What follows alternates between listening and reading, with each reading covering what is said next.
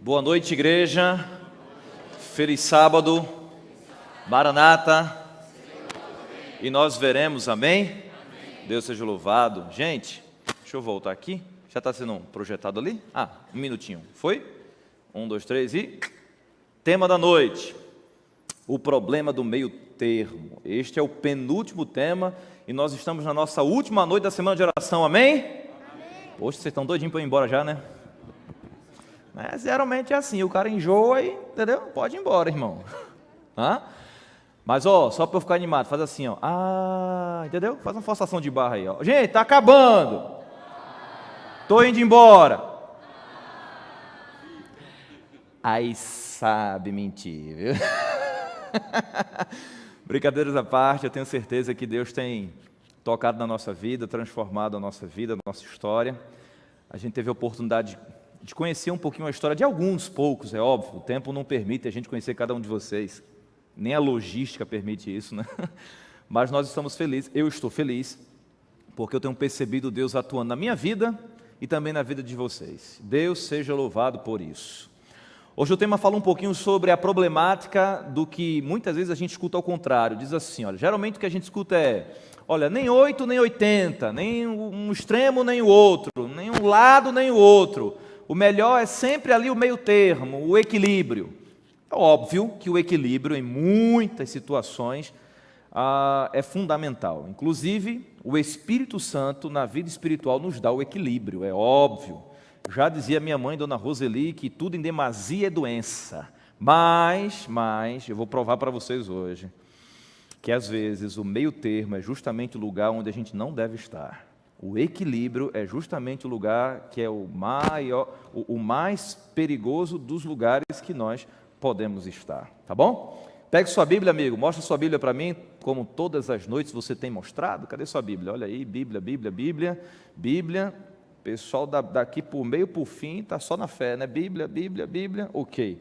Pega a sua Bíblia, coloca assim pertinho do coração, como a gente tem sempre feito, em alto e bom tom, voz de FM, todo mundo empolgado, porque este é um sábado feliz, amém?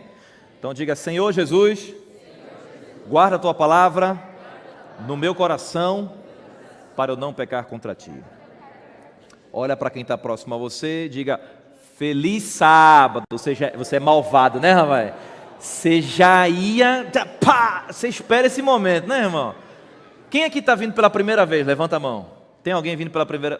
nem sabe, está voando o que a gente está falando, mas nós vamos explicar. Esse é o momento de você olhar... mas alguns aí já conhecem o esquema, né? Olhar para o indivíduo... Agora está liberado, viu, gente? Pode olhar para o indivíduo e dizer... te orienta, pecador. Te orienta. Tem alguns que dá com vontade, né, mano? Aí curtiu o negócio aí. Você, meu irmão, que está nos assistindo pela internet, olha só, nós já estamos aí há 7 dias juntinhos, obviamente conectados pela internet aí, você acompanhando da sua Smart TV, do seu computador, do seu tablet, do seu smartphone, enfim, você que está aí conectado, agora no ao vivo ou depois no gravado, que a bênção do Senhor alcance a sua vida. Escreve nos comentários aí, se você é uma pessoa que está acompanhando há mais de uma noite, né, há mais de uma transmissão, escreve aí com poucas palavras, né? O que você tem achado da semana de oração? Tem feito alguma mudança na sua vida? Você foi abençoado? Se você quiser compartilhar alguma coisa com a gente, coloca lá nos comentários. Aí nos comentários do canal do Viva 7, ou da comunidade do NASP Hortolândia, ou aí no Facebook da igreja, por favor, faça isso, tenho certeza que vai ser especial. Ao longo da programação, se você também tiver um pedido de oração, escreve lá. Talvez você seja levado a pensar, não adianta de nada, eu vou escrever aqui, ninguém vai ver. Inclusive eu vejo todos os comentários. Então escreve lá, de repente, olha só, é algo que a gente vai poder te ajudar, não só com oração, quem sabe, mas eu creio que por mais que a gente diga, só oração, a oração é o mais importante, é o mais poderoso, porque quando a gente ora, amigo, Deus trabalha em nosso favor. A igreja acredita nisso, sim ou não? Então escreve aí teu pedido de oração, se você também quer tomar uma decisão por Jesus, pelo batismo, quer estudar a Bíblia, relata também o teu desejo aí nos comentários, que a equipe do Viva 7 ou do canal da igreja vai entrar em contato e você vai ser abençoado, tá bom? Amada igreja, pegue sua Bíblia aí, nós vamos orar e pedir a bênção de Deus sobre o estudo dessa noite, como sempre nós estamos fazendo. Quero agradecer o pessoal do Instrumental de novo, vocês mandam ver, é uma bênção do Senhor Jesus. Obrigado, Michele, também pelo louvor, você manda ver também. Eu queria só metade do teu dom, eu estava feliz da vida, mas está tudo certo. Deus sabe o que dá e para quem dá, né? Então, vamos orar. Misericórdia, uma porta fechou ali, isso é agora que Jesus volta. Vamos orar. Pai querido, obrigado porque estamos na igreja, Senhor, é muito bom. Obrigado porque aqui nós podemos ouvir pela fé a Tua voz. Aqui o volume do mundo fica mais baixo, e o da voz de Deus, a Tua voz, fica mais audível. Possamos compreender, Senhor, por isso nós te suplicamos, ó Deus, o Espírito Santo nos dá entendimento. A igreja vai ouvir o pastor falando aqui, vai ler partes da palavra de Deus, da Bíblia Sagrada. Mas, por favor, Espírito Santo, se o Senhor não agir na nossa vida, não vai adiantar muita coisa, não. Então, eu te imploro, molda o nosso caráter, muda o nosso rumo, Senhor, nos converte e, mais uma vez, nos batiza. Perdoa, Senhor Deus, nos méritos de Jesus, os nossos pecados. E que saiamos daqui, Senhor, deste culto, nessas horas iniciais do Santo Sábado, com uma certeza. A certeza de ter estado na presença do Deus Todo-Poderoso. Que a Tua bênção alcance os nossos pastores, a nossa igreja e todos aqueles que necessitam. Aqueles que estão de forma presencial e aqueles que estão acompanhando a transmissão. Seja qual for a cidade, estado ou até mesmo o país, que a Tua bênção os alcance. Te pedimos isso e fazemos em nome de Jesus. Quem crer diz amém. Apocalipse capítulo 3, versos 14 a 22. Quem já achou, diga amém. Rapaz, que dedinho nervoso, hein, irmão? Apocalipse capítulo 3, versos 14 a 22. Nós falamos, se não me falha a memória, foi num domingo, acho que foi isso mesmo, domingo à noite, falamos sobre um tema que eu intitulei Aguente Firme, e o texto base para o nosso estudo foi a carta escrita à igreja de Esmirna. Acho que foi domingo, né, que foi Aguente Firme, acho que foi isso aí mesmo. E aí a gente comentou um pouquinho sobre o propósito de Deus ao escrever as cartas que estão relatadas no Apocalipse, que foram destinadas às igrejas que estavam na região da Ásia Menor, começando ali por Éfeso e terminando em Laodiceia, apresentando conselhos, puxão de orelha, promessa e apresentações da pessoa de Jesus Cristo, que é aquele padrão das cartas, né? Cada carta recebendo ali a orientação divina.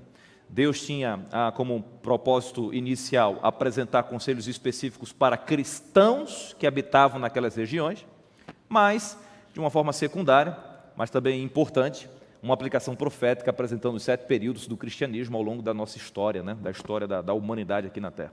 A começar lá na igreja primitiva, quando o cristianismo foi fundamentado, alicerçado, lançado, sobretudo ali nos dias do apóstolo João, até a volta de Jesus. Historicamente, nós entendemos que vivemos o último período dessas cartas, ou seja, a carta à igreja de Laodiceia. Isso significa que nós precisamos dar uma atenção especial a essa profecia. Não somente a essa, mas todas as profecias que a gente chama de profecia escatológica, ou profecias escatológicas. O que são isso? Profecias que dizem respeito aos últimos acontecimentos da história da humanidade. E por que a gente precisa dar atenção para isso? Porque nós entendemos que vivemos no tempo do fim, desde o cumprimento de uma profecia, de Daniel 8,14.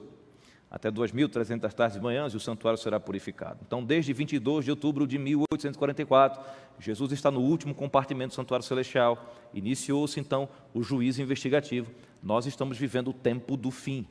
É este tempo do fim que nós podemos esperar que o que está relatado nas profecias escatológicas aconteça. É por isso que a gente precisa estudar para se preparar, estudar para acreditar, para se converter pelo poder e ação do Espírito Santo. E para que quando Jesus aparecer nas nuvens do céu, possamos elevar os nossos olhos e dizer, ali está o nosso Deus, a quem aguardávamos e esperávamos, e com Ele está o nosso galardão. Amém, igreja? Vamos ler? Apocalipse capítulo 3, versos 14 a 22, é o relato da carta que foi escrita e enviada para a última das 7 igrejas do Apocalipse, a igreja de Laodiceia. Vamos ler. A palavra do Senhor diz assim: ao anjo da igreja em Laodiceia escreve. Olha a apresentação. Estas coisas diz o Amém, a testemunha fiel e verdadeira, o princípio da criação de Deus. Aí vem agora o puxão de orelha. Começa aqui, né?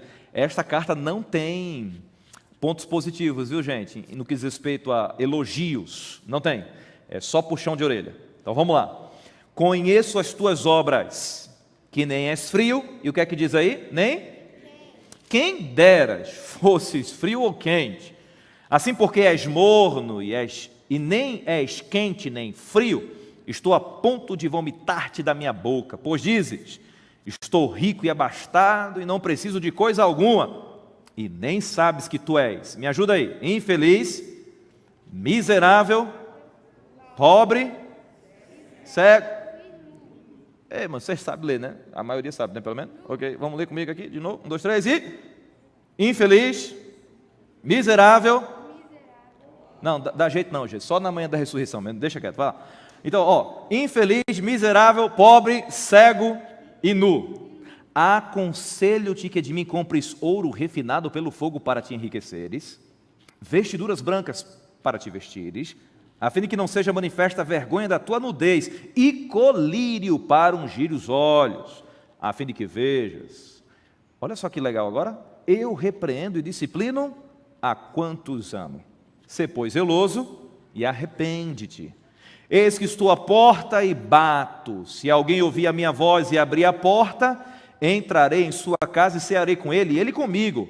Ao vencedor, dar-lhe-ei sentar-se comigo no meu trono, assim como também eu venci e me sentei com meu Pai no seu trono. Verso 22 e último.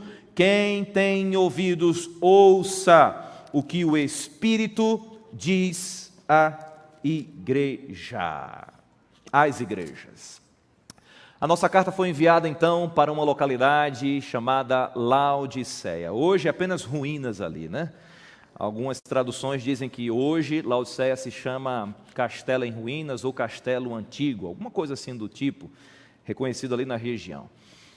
Bom, nos dias do apóstolo João, Laodiceia era uma das cidades mais ricas, da região era mais rica. Era uma cidade que de fato poderia se orgulhar de sua estrutura, do seu comércio, da sua política e, bom, num contexto de Império Romano, da sua religião, do Império Romano. Ou seja, eu estou falando e me referindo a uma religião pagã, porque o Império Romano dominava aquela região. No entanto, diferente de Esmirna, a carta de Laodiceia não fala de uma perseguição. A perseguição que o cristão sofria em Esmirna era estratosfericamente maior do que algumas outras regiões ali. Então era possível ser cristão em Laodiceia sem sofrer tanta perseguição assim. É como hoje, gente. Estamos no Brasil, nós temos liberdade religiosa. Você pode, por meio da praça, pregar o evangelho, que ninguém vai te proibir em fazer isso. Eu não sei se você respeitar os horários, aquela coisa toda. Mas tem lugares no nosso globo hoje que, se você falar o nome de Jesus, você pode morrer. Se você disser que é cristão, vai ser preso com certeza, morrer talvez, e por aí vai. Então era mais ou menos assim naquela época. Em algumas regiões, perseguição era mais ferrenha, em outras, mais amena, e por aí vai. Então ser cristão em Laodiceia, do ponto de vista de perseguição e dificuldades por causa da opressão do Império Romano, não era esse o grande problema. O grande problema era outro. Nós estamos falando de uma igreja, de uma cidade rica, mas muito rica. E a riqueza na Bíblia é tratada de forma interessante.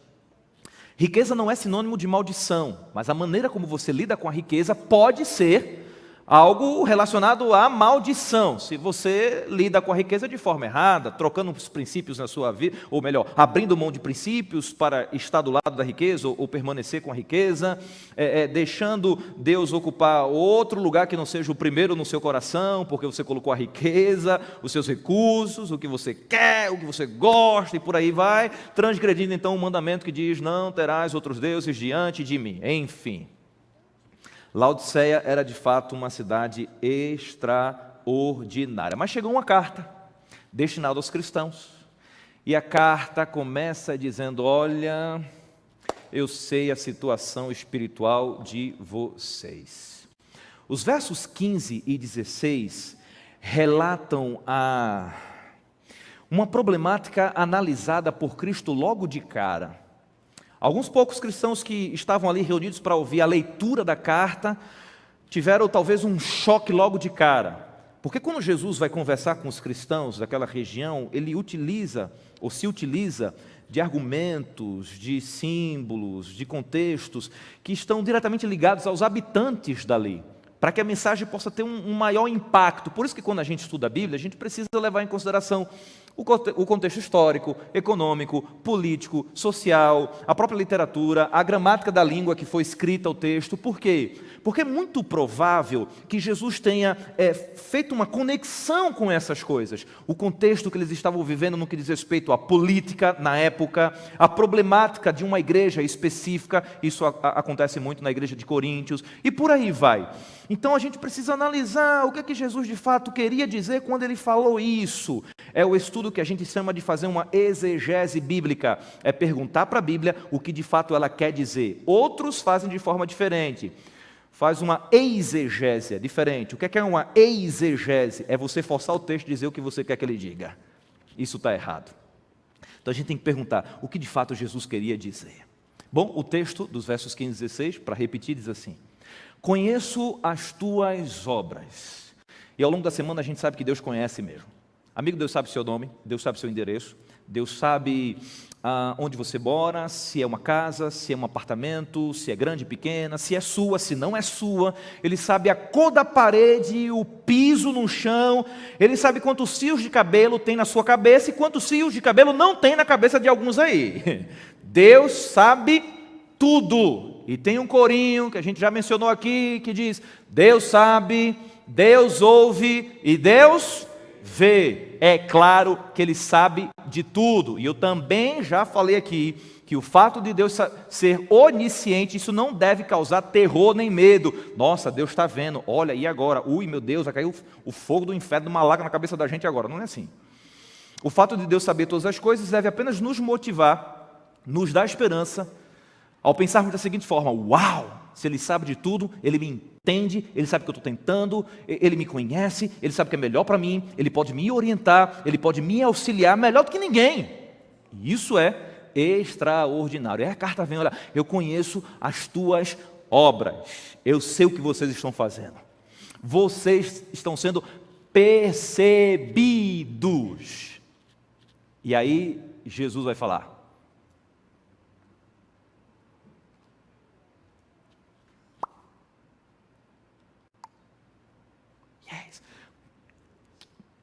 que nem és frio.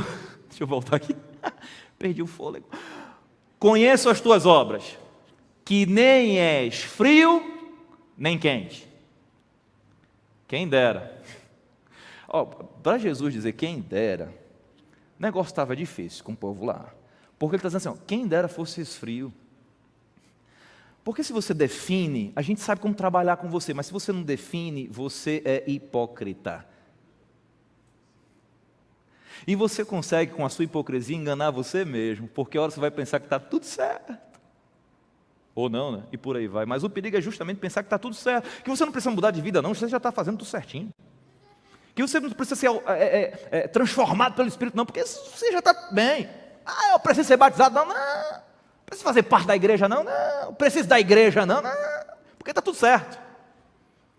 Você se aprofunda tanto na hipocrisia que você consegue se enganar. Isso é terrível. Assim, porque és morno e nem és quente nem frio, isso aqui é duro, hein? Estou a ponto de vomitar-te da minha boca. A situação espiritual dos cristãos em Laodiceia pode se assemelhar com a situação espiritual de alguém aqui hoje, viu? Eu espero que não, mas pode. E é uma situação complexa, por quê? Olha só. Se Jesus estivesse lidando com alguém frio, já estava evidente que essa pessoa está em rebelião declarada contra Deus, está em apostasia, ok? Então dá para a gente definir uma estratégia específica para tentar alcançar e ajudar essa pessoa em seu contexto. Do outro lado, se Jesus estivesse mencionando alguém que é muito firme na fé, inabalável, quente, olha só na sua crença, uau! A gente já iria olhar e identificar logo de cara, não, de fato é uma pessoa de Deus. É alguém que não precisa nesse momento de ajuda, mas pode ajudar alguém. A gente pode contar com ela. Podemos pedir oração para essa pessoa, que ela tem uma intimidade com Deus extraordinária. Mas o que Jesus está dizendo é, os cristãos em Laodiceia não estão nem lá, nem lá. Estão no meio termo. Pior lugar para se estar em relação à crença. Por quê? Porque Jesus nem podia dizer assim, ó, estão apostatados, porque não, eles ainda iam à igreja.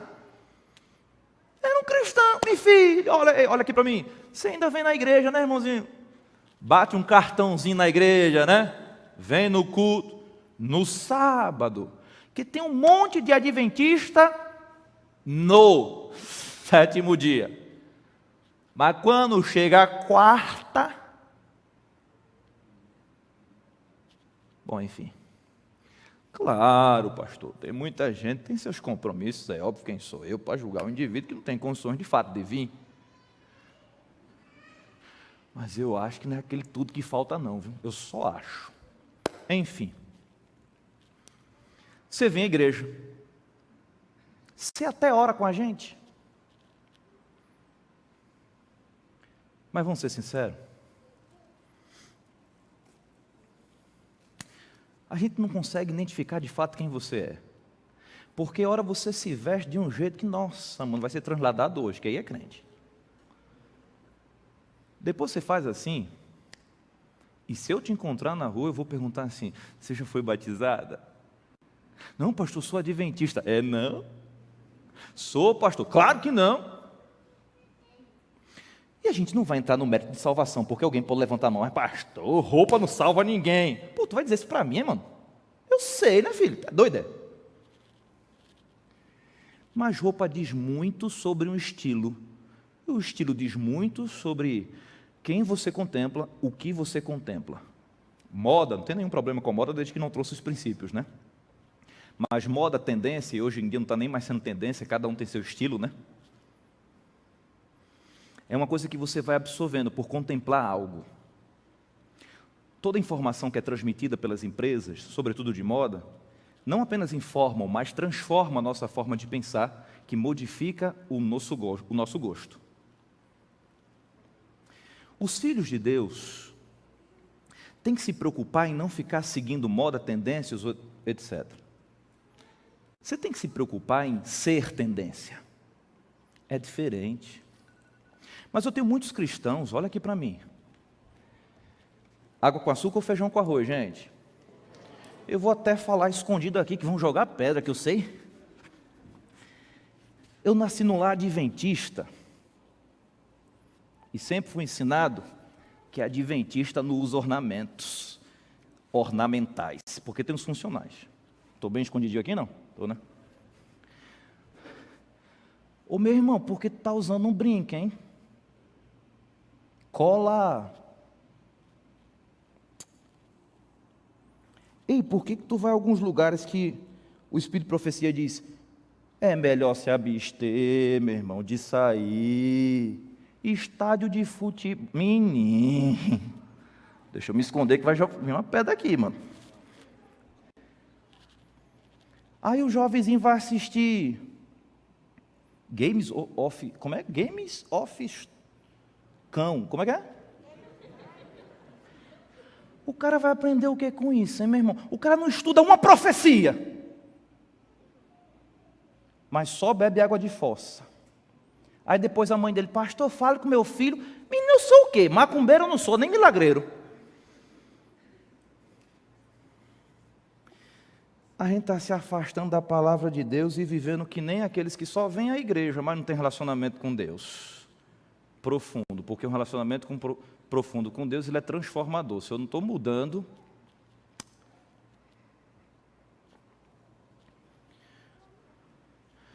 vocês são mornos. E por ser morno, eu estou doidinho aqui. Por quê? Porque eu estou com uma ânsia de vômito. Terrível. Isso aí são os castelos de algodão, que é a tradução de Pamukkale. Uma região que fica próxima à região que é a cidade de Hierápolis. Por que eu estou mostrando isso? São piscinas de águas termais, viu, gente? Algo fantástico. Nunca estive lá. E se algum irmão quiser pagar minha passagem, gente do céu, a gente resolve isso rapidinho. Mas eu fico imaginando como que isso é legal, porque águas termais, menina, a gente entra assim, a gente chega a relar. Fica meio leso, não fica? Numa aguinha morninha? Uau, top! Mas, Jesus está dizendo assim, ó, vocês são mornos, e por serem mornos eu estou a ponto de vomitar. As águas que vinham para a cidade de Laodiceia, vinham de outras cidades próximas a Laodiceia. Laodiceia, há quem diga que não tinha fonte de água potável que fosse apropriada para o consumo. Então vinha de Herápolis, talvez da região que tinha o Pamukkale, a 10 quilômetros do norte de Laodiceia, e por aí vai. Só que essas regiões eram de águas termais, as águas eram quentes, que passavam pelo aqueduto, famosos aquedutos que eram construídos naquela região, até chegar na cidade de Laodiceia. Só que quando chegava na cidade de Laodiceia, não chegava quente como saía lá, quente. Mas também não chegava frio, né, irmão? Chegava como? Aí o laodiceano ia lá e, pumba, tomava uma aguinha morna, que vinha junto com algumas substâncias que causavam um gosto, que produziam um gosto que causava náuseas. Então, quando Jesus disse, por ser morno, eu estou a ponto de vomitar-te, eles entenderam perfeitamente por quê. Porque tomar água morna dá ânsia de vômito, quase incontrolável. Não é que você quer vomitar, mas, cara, não tem como. Jesus está dizendo, eu não quero vomitar vocês, mas vocês não ajudam.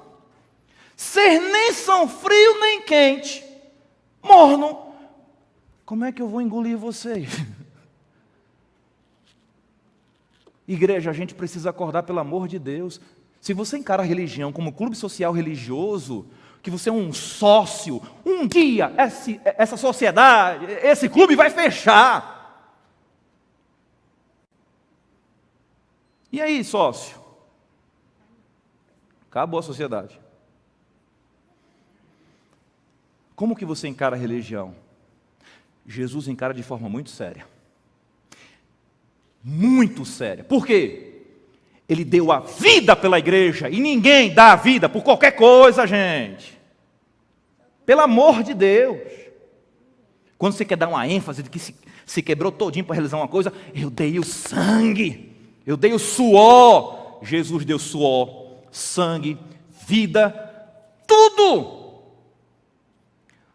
para que os filhos dele não sejam nem frio nem quente, morno. Igreja, talvez a minha ênfase seja exagerada, mas eu prego para mim também isso. Nós precisamos acordar, porque os filhos das trevas muitas vezes são mais diligentes do que os filhos da luz. Ao invés de evangelizarmos, nós estamos sendo mundanizados. Uma igreja que não tem poder. Quem está fazendo aqui, meu Deus do céu? Eu ganho meu salário de pastor, cuido de vocês. Vocês fingem que está tudo certo. E vai todo mundo virar churrasco do cão.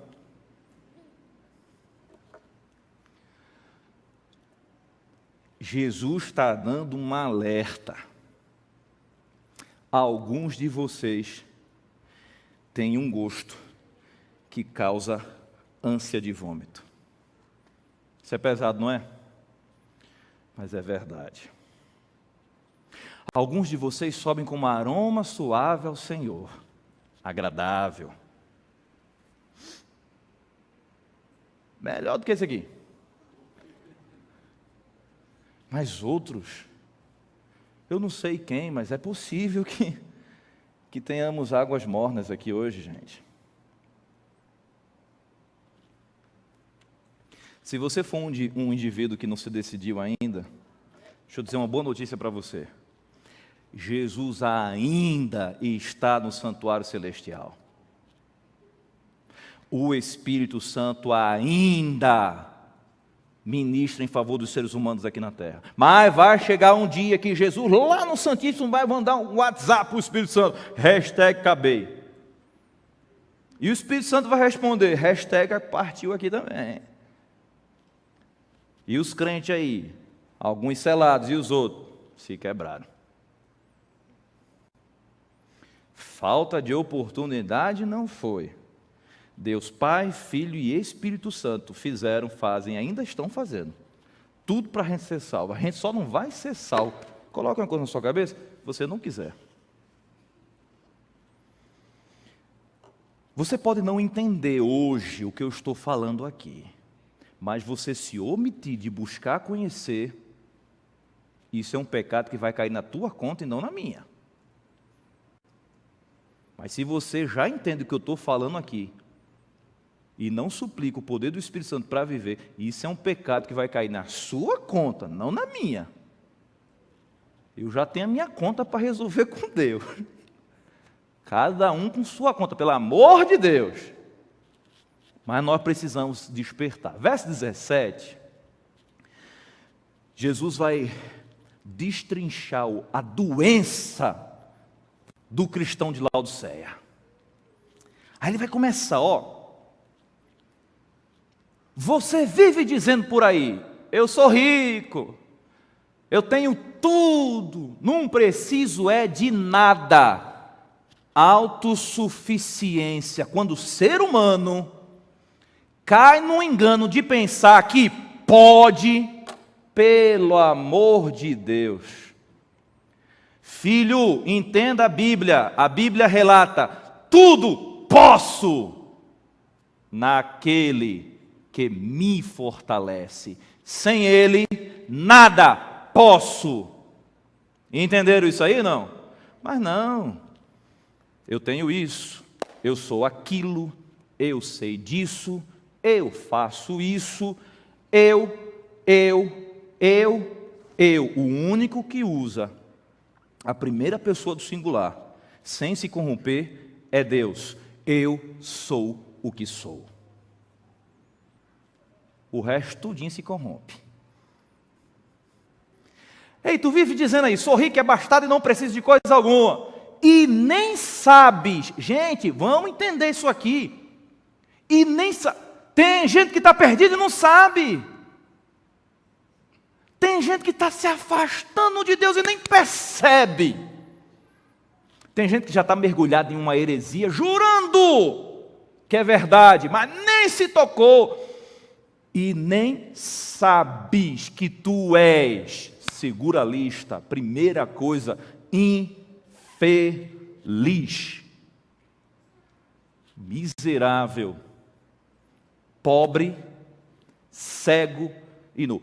Lá em Esmirna, eles são identificados como pobres, mas tem um acréscimo ali, entre parênteses, assim, mas tu és rico. Por quê?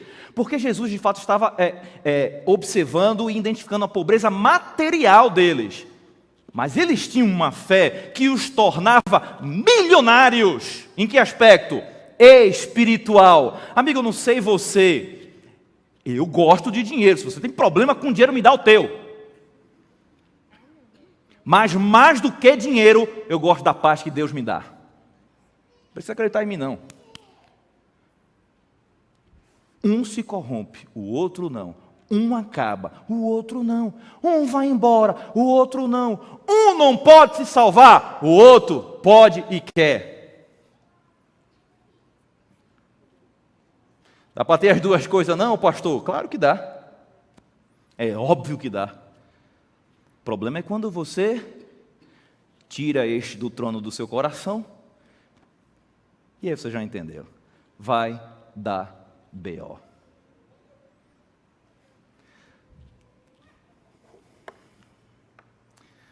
Tem um texto da Bíblia, Marcos ou Mateus, capítulo 6, alguma coisa, está na Bíblia, que diz assim, mais ou menos assim, né? Então diga onde é que está o teu tesouro, e eu te direi onde está o teu coração. É um pouquinho diferente do que a gente falou aqui agora, não estou lembrado não, mas é por aí. Eu gosto disso, pastor, teu coração está ali. Eu sou apaixonado por isso, teu coração está ali. Ei, tem um hino aí, 1900 e... o irmãozinho ali de máscara azul. Com os pés na terra e os olhos no céu, eu vou Eu vou, canta igreja, com os pés na terra e os olhos no céu, eu vou seguindo, até? Cara, essa música é fantástica, por quê? Porque tá tudo certo, veja só, enquanto eu estou no mundo, eu olho para o meu lar, é onde eu deposito a minha vista e a minha atenção, é o que eu contemplo que vai me transformar. Aí você vai no livro Mensagem, Jovem, página 84, vai dizer lá, é um dos parágrafos. A conversa com Deus e a contemplação das coisas do alto transformam a alma à semelhança de Cristo. Aí eu pergunto sobretudo aos jovens, olha aqui para mim. O que é que você tem contemplado, filho?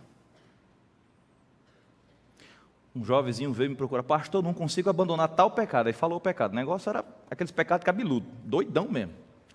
Do cão elevado ao cubo. Elevado ao cubo? Bom, enfim. Assim, do capeta mesmo, sabe? Aqueles que a gente tem que orar e jejuar e... Pronto. Eu disse, rapaz, pastor, o que é que eu faço? Vamos começar falando sobre o que tu não deve fazer? Eu fui na cara, ei, tu assiste pornografia, não assiste? Eu disse, então, cara, você quer vencer um pecado que deriva desse? Se você só focar então nesse pecado e não matar a raiz do problema, você nunca vai resolver. Então você ora, você clama, você suplica, você isso, aquilo, aquilo outro, mas você não faz o que deve ser feito, o quê? Desconectar a tua vida da tomada do capeta. Porque você está querendo a transformação, mas a tomadinha está aqui, ó. Você não quer se desligar. Imagina uma parede, você vai reformar, chega o diabo e diz, ei, deixa eu colocar só um preguinho nessa parede aí. Não, a parede é de Jesus. Mas só um preguinho, mano, besteira, pequenininho, quase imperceptível. Tá bom, vai lá, coloca. Aí ele vai lá e coloca. Para que serve um prego na parede, gente? Para quê? Pendurar alguma coisa, correto? Um quadro. Então o tamanho do quadro e a pintura dele, quem diz é Satanás, porque o prego é de Satanás. Às vezes a gente só dá uma brechinha e pensa, não, só isso aqui? Pô, é só isso aqui que pode tirar do céu. Porque tem que abandonar os pecados e não domesticá-los. Tem gente despecainando pecados por aí, gente. É moda hoje, né? Ah, não é mais pecado. Por quê? Porque um monte de gente faz. Que curioso. Se tu faz o que a maioria faz, tu vai terminar onde a maioria vai terminar. O problema é teu. Eu quero é fazer o que Deus disse que é para fazer, porque eu vou terminar onde Deus disse que a gente vai terminar. Muitos são chamados. Largue a porta e caminho que conduz à perdição. E para a salvação? Estreito, irmão. Então faça regime espiritual, viu? Senão não entra não, irmãozinho. Infeliz. Felicidade para alguns é sinônimo de ter algo, ou de ser algo, ou de estar em algum lugar. Ah, se eu morasse em tal lugar. Ah, se eu tivesse casado com fulano. Ah, se eu trabalhasse em tal emprego. Ah, se eu ganhasse o mesmo salário que o irmão. Ah, se eu também fosse pastor, né? Ah, se eu isso, ah, se eu aquilo. Sério, mano? Você não entendeu o que é felicidade à luz da palavra de Deus. Felicidade à luz da palavra de Deus não é um lugar, um ser humano, uma situação que você vive aqui na terra. Felicidade na Bíblia é uma pessoa. Pensa comigo, que pessoa? Se você tem Jesus de verdade, você vai ser feliz, independente das circunstâncias. Agora, se você só acha que tem, então você vai viver um problema de existencialismo profundo, intenso e complexo. Porque nunca você vai estar satisfeito com o que é, como você é e o que você tem. Gente, pelo amor de Deus, quais são os valores que nós estamos atribuindo às coisas? Será que não é o valor que a gente deveria estar atribuindo a Jesus? E aí, se a gente não entende, a gente vai ser infeliz. E eles eram infelizes, por quê? Eles viviam uma vidinha morna do cristianismo. Eles não tinham, de fato, Jesus. Mas eles tinham dinheiro. O pastor vai dizer que dinheiro não ajuda. Claro, meu filho, que ajuda. Mas resolve tudo? Não.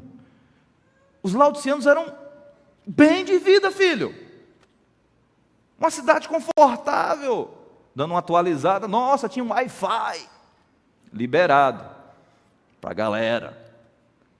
Tinha saneamento básico, transporte coletivo, ó, filé. Tinha shopping na cidade, mano.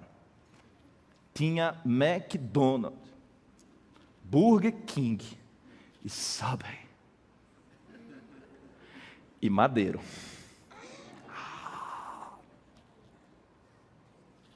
Tem uns caras bons lá, meu irmão. Mas e aí, infelizes? E além disso, pobre. Mas pobre, da graça de Deus, total. E o que mais? Cego. Mas eles não enxergavam, né? Só fisicamente. Mas a palavra de Deus estava na frente deles e eles não enxergavam. Eita, que tem um monte de cego na igreja. Eu espero que eu esteja errado e que eu não seja um desses.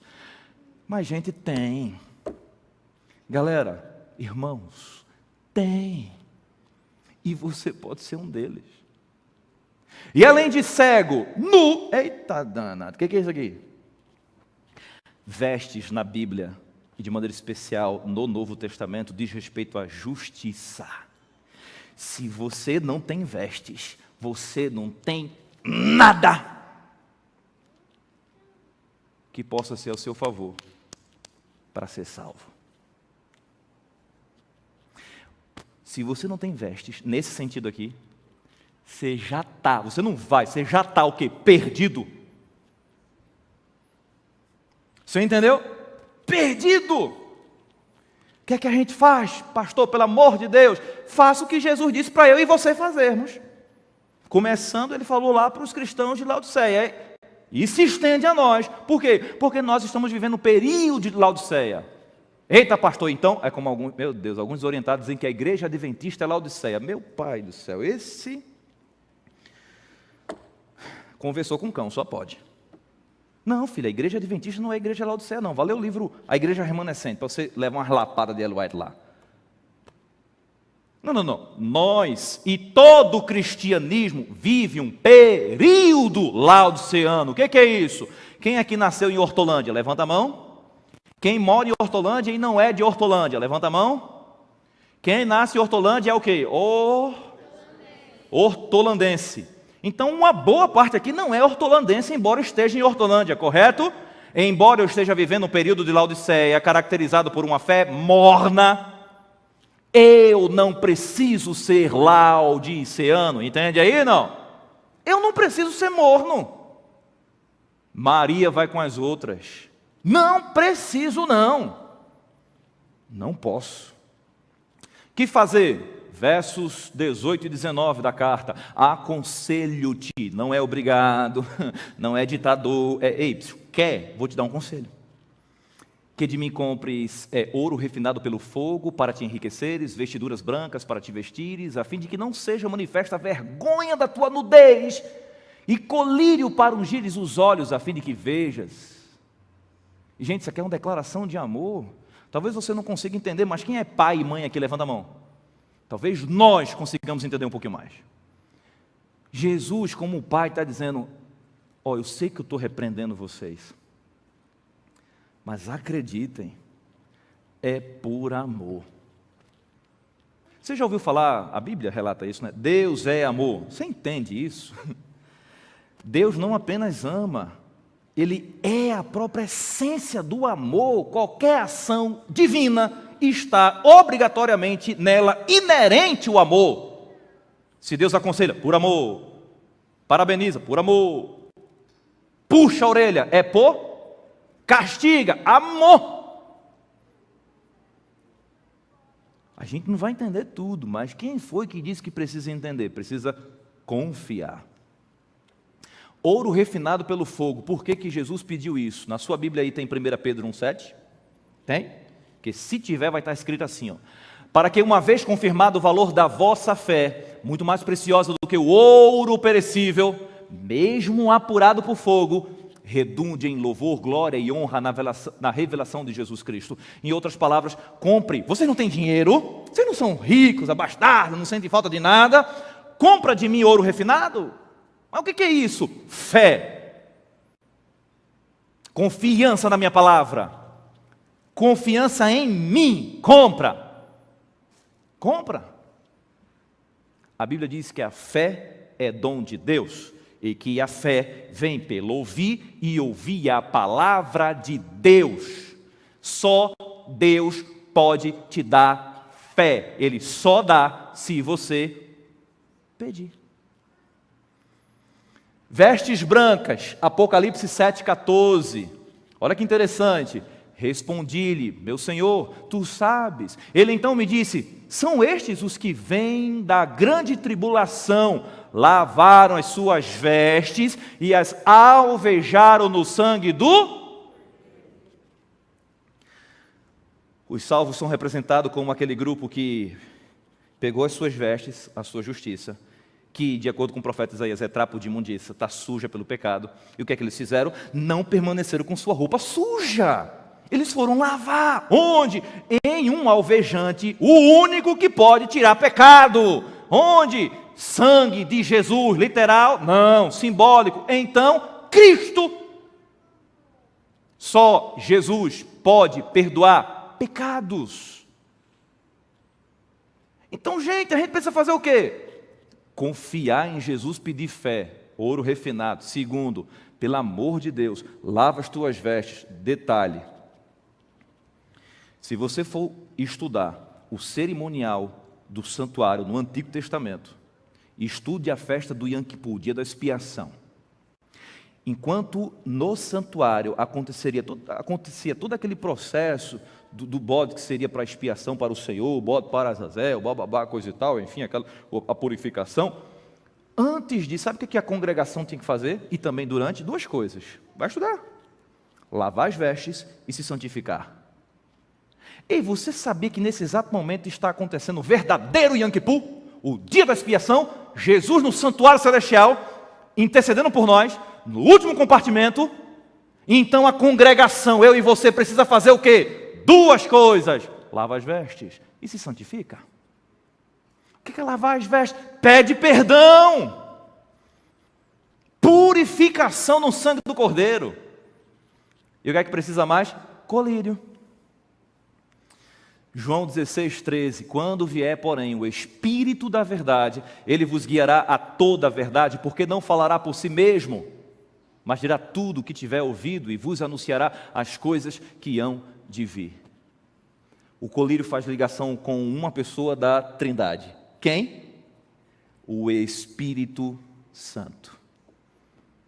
Vocês já me ouviram falar aqui que vocês precisam orar ao Espírito Santo, conversar com o Espírito Santo, suplicar ao e o Espírito Santo na sua vida, porque ele é fundamental na nossa salvação.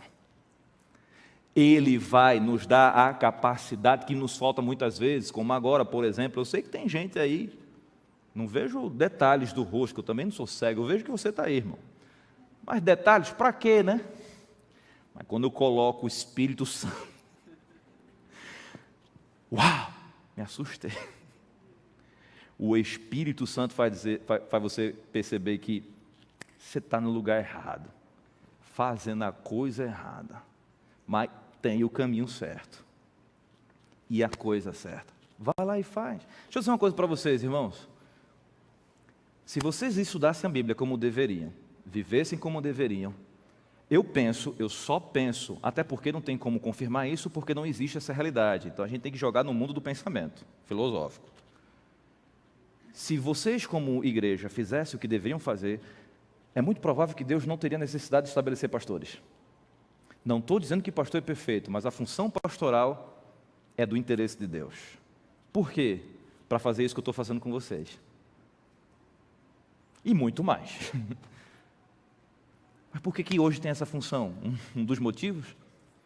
Não lemos a Bíblia como deveríamos, não oramos como deveríamos, não seguimos a verdade como deveríamos. Então, lhes darei pastores que apacentem o rebanho, que mostrem o pecado e chamem pelo nome. E ai do pastor que não fizer isso, então orem por mim, porque eu não sou perfeito, eu entendo o peso que recai sobre mim. Mas não sou perfeito. Eu erro pra caramba. Mas estou perseguindo. E pelo poder de Deus, tu vai me ver na Canaã celestial. Amém? E fique feliz, porque se tu me ver lá, significa que tu está lá também, né? E aí, pastor? Não é com dinheiro não, gente. Os laodiceanos estavam tudo quebrados. Porque estava cheio de dinheiro, mas não podia comprar nada do que Jesus mandou eles comprarem. O que é que Jesus disse? Vocês são impotentes, é isso que eu estou querendo dizer. Acorda, dinheiro nenhum compra o que eu acabei de dizer para vocês comprarem de mim. Mateus 7, versos 7 e 8, pedi e dá-se-vos-á, buscai e achareis, batei e abre-se-vos-á, pois todo o que pede recebe, e o que busca encontra, e a quem bate... Pelo amor de Deus, será que você não consegue fazer isso? Pastor, eu não consigo vencer esse pecado. Meu filho, não é você que vai vencer assim, não. Faça só isso, ó. E abre-se-vos-á. Pastor, está difícil passar por ali. Faça só isso, ó. Peça, e vos será dado. Mas a gente pede sem fé, bate sem crer. Sem fé é impossível o quê? Completa o texto. 3:20, para terminar. Eis que estou à porta e bato. Michele, pode vir, amiga, você vai cantar agora, não é isso? Eis que estou à porta e bato. Se alguém ouvir a minha voz e abrir a porta, entrarei em sua casa e cearei com ele. E ele? Gente, tem duas formas da gente perceber esse eis que estou à porta. Primeiro é uma questão de escatologia mesmo, de fim dos tempos, de proximidade da volta de Jesus. É ele dizendo assim, ó, estou perto, estou voltando, estou quase aí. Acorda, igreja, acorda, porque metade das virgens ficaram dormindo. Não é isso? Não, gente. Todas estavam dormindo. Isso é sério. Então o acorda de Jesus aqui hoje é para todo mundo, inclusive eu. Acordem! Aí quando alguns despertarem, vão perceber que não estão abastecidos com o Espírito Santo. Vão se perder. Porque não vai dar mais tempo. Está chegando o tempo que a gente está ficando sem tempo, igreja. Mas Hortolândia, tirando a pandemia, né? Está indo bem, né? Sua casa lá está indo bem. E aí a gente pensa que está tudo bem. Tá não. Conflito cósmico está acontecendo. Gosto de imagens que apresentam Jesus fazendo isso. Que ele não força a barra, gente. Você não quer levar a sério os princípios divinos? Ele não vai forçar a barra. Você não concorda com as coisas que estão na Bíblia? Ele não vai forçar a barra. E ele nem precisa que nós fiquemos sendo advogados dele. Não, a gente precisa falar o que está aqui, pronto, final. Ao apóstolo é pedido para que ele defenda a fé. Se defende como? Apresentando de forma hábil e inteligente o assim diz o Senhor. Mas não é brigando com os outros. Você quer continuar do seu jeito? Continue. Eu vou me perder, pastor? Isso aí é com Deus. Se você me perguntar por uma questão humana, aos olhos humanos, bom, eu sou limitado aos frutos. Pelos seus frutos, então se o teu fruto não é bom, eu sou levado a pensar que você vai se perder. Mas isso é com Deus. Qual que é o mais seguro? Segue o mapa. Deixa o Espírito Santo te ajudar a dar os bons frutos. E a gente vai chegar na Canaã celestial. Ao vencedor, dar-lhe-ei sentar-se comigo no meu trono, assim como também eu venci e me sentei com meu Pai no seu trono. Quem tem ouvidos? O caminho Jesus mostrou, igreja. Olha para mim aqui. siga o caminho, se quiser. Mas você sabe onde esse caminho vai terminar.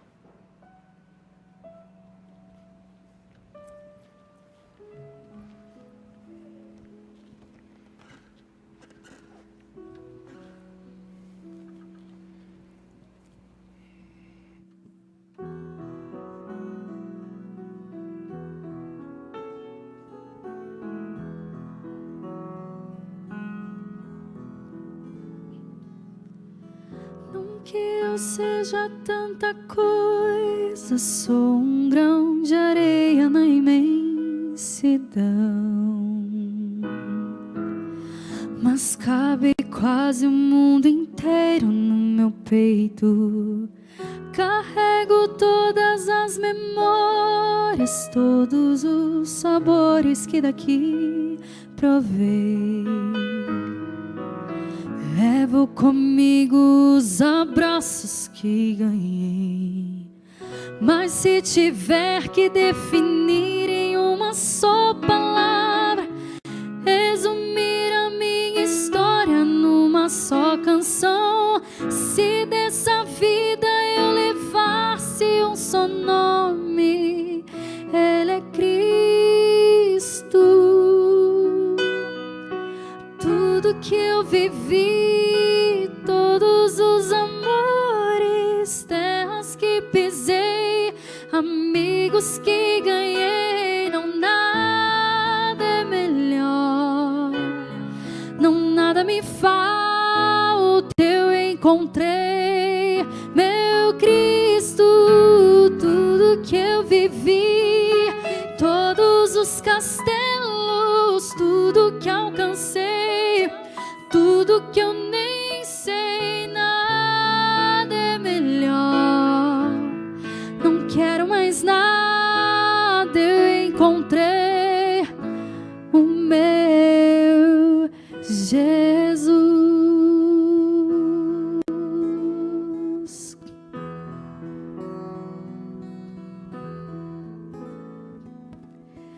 Ele é a paz da minha estrada, doce companhia do meu coração, o ombro amigo onde despejo minhas mágoas, o meu sorriso mais sincero, esperança em cada novo amanhecer, o amor seguro que ninguém pode roubar, que minha boca esteja cheia da sua palavra, seja o tema incansável da minha canção, que minha vida só aponte a Cristo.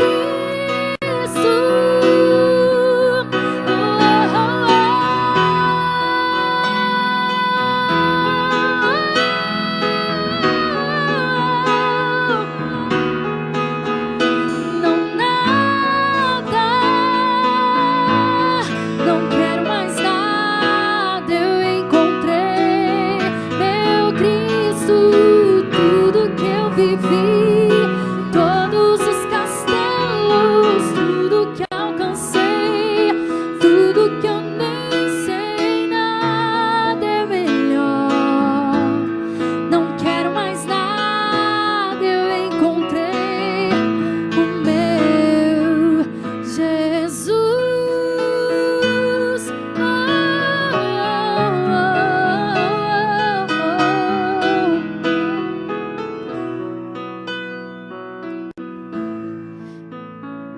De tudo que eu vivi, de todos os amores, eu prefiro o meu Jesus e servi-lo até o fim. Tudo que alcancei, nada é melhor,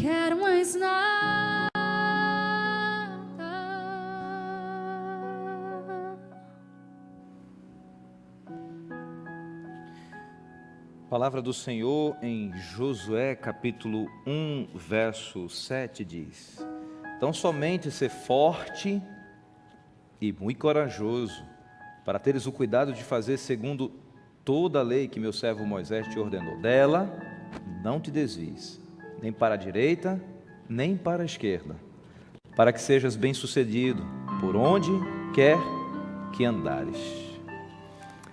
Bom, Jesus já mostrou o caminho. Jesus nos deixou a sua vontade e nos deu sabedoria. Para aquilo que não está claro, podemos discernir, ainda por quebra deu o Espírito Santo para nos ajudar a fazer a escolha. Você pode pensar que algumas coisas não têm valor, importância, e você leva aí na sua vida de qualquer jeito, mostrando que você talvez não tenha tanto compromisso com os princípios da palavra de Deus. Mas você entende o motivo do porquê que a gente precisa prestar um bom testemunho, gente? Não é para a gente galgar a salvação, porque se o testemunho que a gente presta não é de fato motivado pela ação do Espírito Santo, isso é um papel que a gente está assumindo, falsidade. O que a gente apresenta tem que ser de fato aquilo que ocorre em nós pelo poder do Espírito Santo. Sabe por que Deus tem interesse nisso? Entre os motivos, quantos de vocês têm pessoas dentro de casa que ainda não se entregaram a Jesus? Levanta a mão. Quantos de vocês têm parentes em outras casas que ainda não entregaram sua vida a Jesus? E quantos milhares de habitantes não passam na nossa vida, não têm contato conosco, ainda não entregaram a vida a Jesus? Então por que eu tenho que me preocupar com o que eu faço, sou e por aí vai? Porque tem gente que nunca vai ler esta Bíblia. Mas todos podem ler esta Bíblia. Pai querido e eterno Deus, se alguém hoje aqui está na mornidão da fé, por favor, Jesus, ressuscita-o. Firma seus passos sobre a rocha que é Cristo. Dá-lhe fé, Senhor. Fé é dom que vem do Senhor.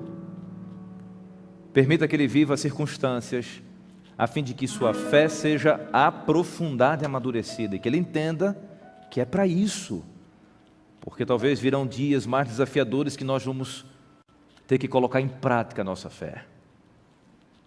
Se tem alguém aqui, Senhor, que precisa de um reavivamento urgente, coloca a tua mão agora sobre ele, ó Pai, e restaura. Que todos aqui saiam com um senso de responsabilidade, que tem para consigo mesmo a salvação dele que está em jogo, responsabilidade para com a palavra de Deus e os princípios, e responsabilidade com os outros que ainda não conhecem Jesus, responsabilidade em testemunhar para os mundos não caídos que nós desconhecemos onde estão e quem são, mas existem. Responsabilidade para com os anjos não caídos que contemplaram Jesus na cruz do Calvário, sem entender que amor é esse, mas quando somos fiéis, nós testemunhamos que o sacrifício de Jesus não foi em vão, e que é possível o pecador ser salvo. Deus, desculpa, às vezes que eu atrapalhei a causa do Evangelho, por coisas que eu fiz, falei, usei, por lugares que eu estive, pelo mau testemunho, me perdoe, Senhor. Perdoa os meus irmãos também. Salva a nossa vida, a nossa família e os nossos irmãos. Salva também aqueles que hoje são os nossos inimigos, mas que amanhã estarão conosco e contigo, Jesus. Ajuda-nos, te pedimos, em nome de Jesus. Amém. Que Deus abençoe vocês. Abrace não, viu? Abrace não, que não pode não. Só olha e diga, te orienta, pecador. Te orienta. Que Deus abençoe vocês e até amanhã em nome de Jesus.